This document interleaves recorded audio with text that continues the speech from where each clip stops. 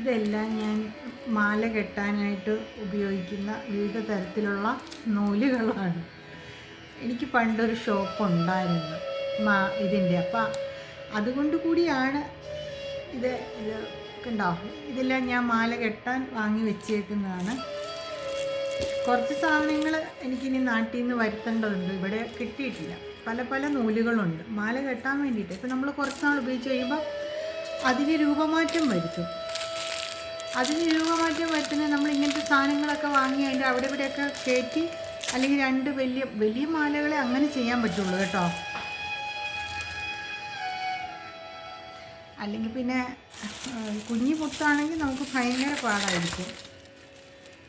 ഇപ്പം ഇന്നലെയൊക്കെ എനിക്കിന്നലെ നമ്മളുടെ അത് കഴിഞ്ഞ് ഞാൻ രാത്രി ഒരു 11-11:30 വരെ ഈ കുഞ്ഞു മാലേനെ നമ്മൾ ഈ നൂല് കൊണ്ട് ഫിക്സ് ചെയ്തില്ലെങ്കിൽ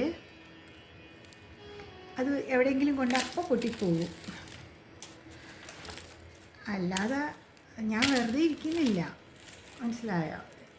വെറുതെ ഇരിക്കേണ്ട കാര്യമില്ലല്ലോ. പിന്നെ ഹെൽത്തിന് എന്തെങ്കിലും ഒരു ബുദ്ധിമുട്ട് വരുമ്പോഴേ നമുക്ക് കിടക്കണമെന്ന് തോന്നുകയുള്ളൂ. ശരിക്കും പറഞ്ഞാൽ എനിക്കെന്തോ ഒരു വല്ലാത്തൊരു വിഷമമുണ്ട്.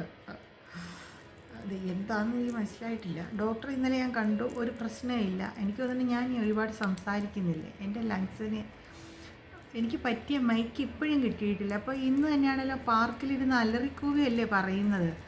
അതുകൊണ്ടാണ് കേൾക്കുമ്പം നിങ്ങൾക്കും അരോചകമാകുന്നത്. പക്ഷേ ഞാൻ എത്ര രൂപയുടെ മൈക്ക് വാങ്ങി, പക്ഷെ കാര്യം ഇതിൽ തന്നെ ബ്ലോഗർമാരുണ്ട്, ഇവിടെ എൻ്റെ പരിചയക്കാരുണ്ട്. പക്ഷെ പറഞ്ഞു തരത്തില്ല.